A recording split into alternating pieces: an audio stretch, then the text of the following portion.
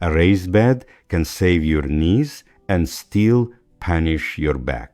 That sounds impossible until you see someone standing beside a beautiful waist-high bed, leaning across the soil with both shoulders stretched forward, trying to reach one tomato in the middle. The garden is higher, yes, the strain has simply moved. Today, I want to show you 7 raised bed mistakes that matter especially after 60. These are not decorating mistakes. They are the choices that decide whether you can work for 20 comfortable minutes or spend the next morning wondering why your back is angry again. And stay with me until the end, because I will give you a simple test you can do with a chair and a cardboard box before you buy lumber, soil, or one of those expensive metal kits.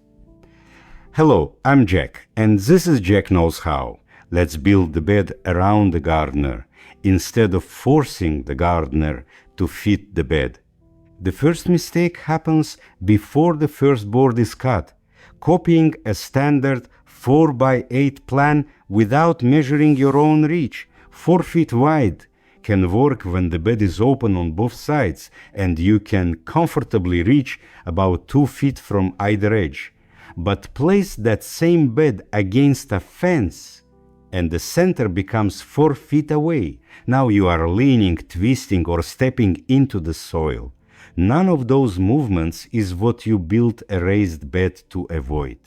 I saw a gardener online describe a 4-foot square bed against a wall with one very honest word: annoying.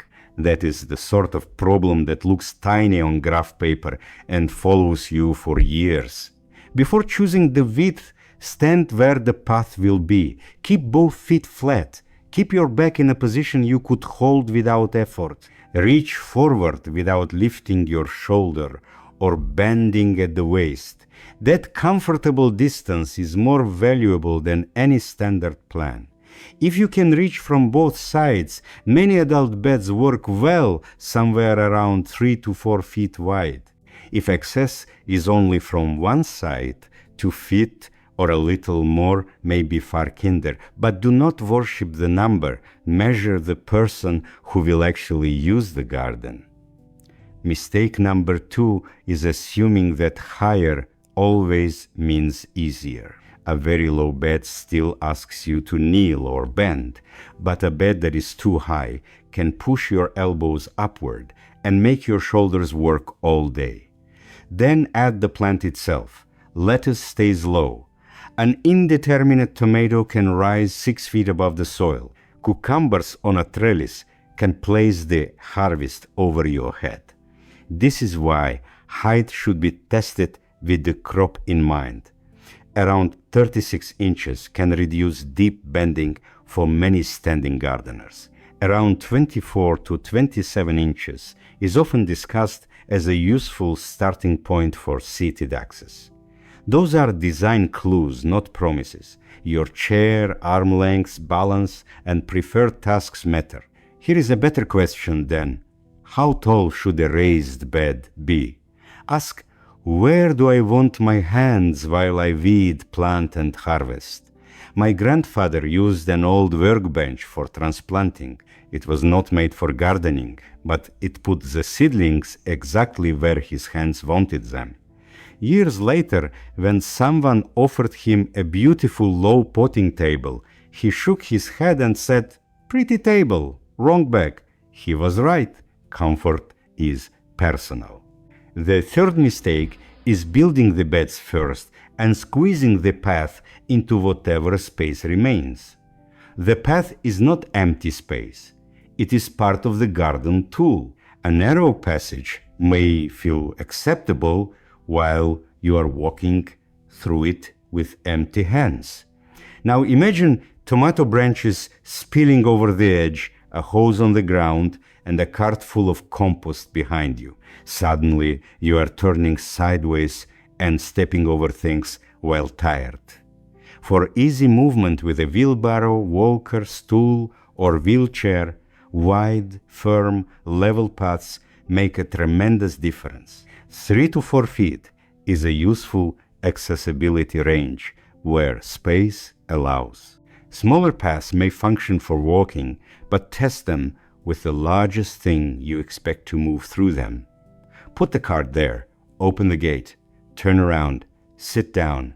Do not test the garden only on your best, strongest morning, and keep hoses and tools out of the route. A raised bed is not helping if reaching it requires an obstacle course. Now we come to mistake number 4, the one that can quietly add hundreds of dollars.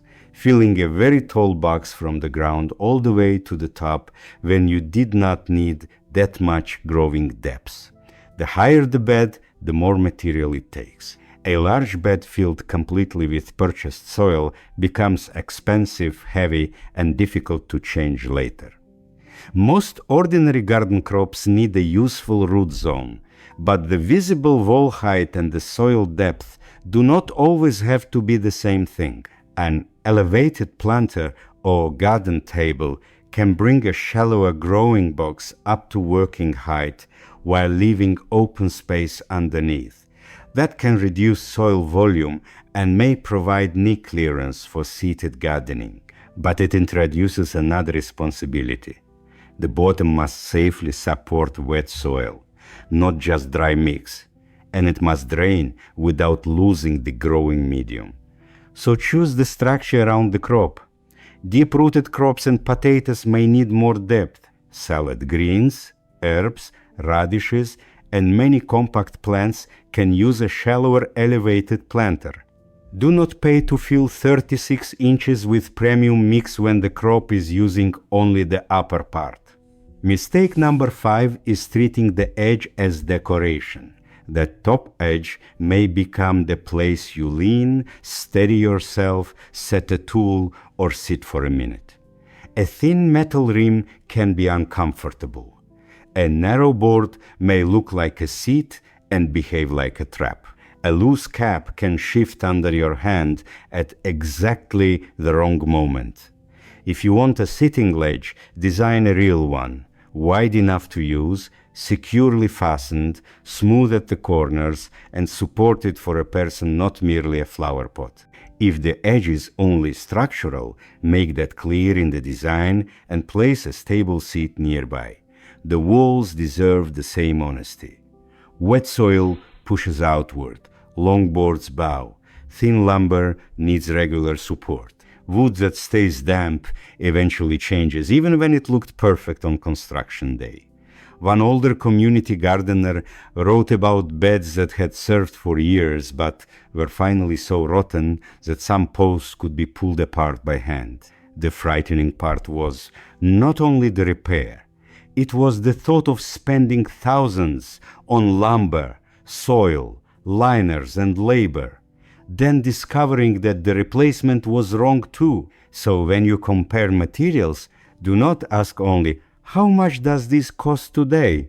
Ask how it handles moisture, how hot it becomes in sun, whether the corners are sharp, how it will be repaired, and whether you can still reach every fastener once the bed is full. Mistake number 6 is solving the bending problem while creating a watering problem. Raised beds and elevated planters can dry faster than in-ground soil, especially in hot, windy weather. If the new design requires you to drag a heavy hose around 6 corners every evening, the garden has simply invented a different chore. Put the water source close to the beds. Plan drip irrigation or a soaker system before filling the boxes. While the lines are easy to place, use mulch to slow evaporation. Add a simple shutoff where you can reach it without climbing behind the bed. If you water by hand, choose a light hose and give it a route that does not cross the path. This matters most on the days when your energy is low. A system that works only when you feel strong is not an accessible system. It is a hopeful system. And that leads to mistake number 7, designing the entire garden for who you are today on a good day. You may be able to stand comfortably now, but prefer a stool later. One person may use the garden this year, and the spouse or grandchild may join next year. Your strongest arm may have a shorter reach than the plan assumes. A single height and a single bed style can force every task into one posture. A better garden uses options. One waist-high bed for frequent crops, one lower bed with a sturdy sitting edge, a narrow table planter for herbs, a vertical support that brings peas or cucumbers toward you instead of above you, a mobile container that can move into sun or out of a path. That does not make the garden look confused. It makes the garden resilient. Now let's do the promise test. Place a chair where the path might be. Put a cardboard box, storage tote, or small table where the bed edge would be. Raise it with safe, stable blocks until the working height feels comfortable. Then pretend to plant, weed, and harvest. Reach to the imaginary center. Turn toward an imaginary cart. Stand up, sit down. Carry a watering can through the root. Then mark 3 things. The farthest comfortable reach, the height where your shoulders stay relaxed, and the path width where you can turn without shuffling sideways. Those 3 measurements are your real plan. The lumber comes later. A raised bed should not be a monument to how much soil you could move in one weekend. It should be a working partner you can visit again and again without negotiating with your knees, back, or balance every time. If you already use raised beds, tell me in the comments which measurement you would change if you build them again. Height, width, pot space, or something else. Your answer may save another gardener from an expensive mistake. Subscribe to Jack Knows How for practical gardening that fits real life. Take care of yourself. Build for the gardener you are becoming, and I'll see you next time.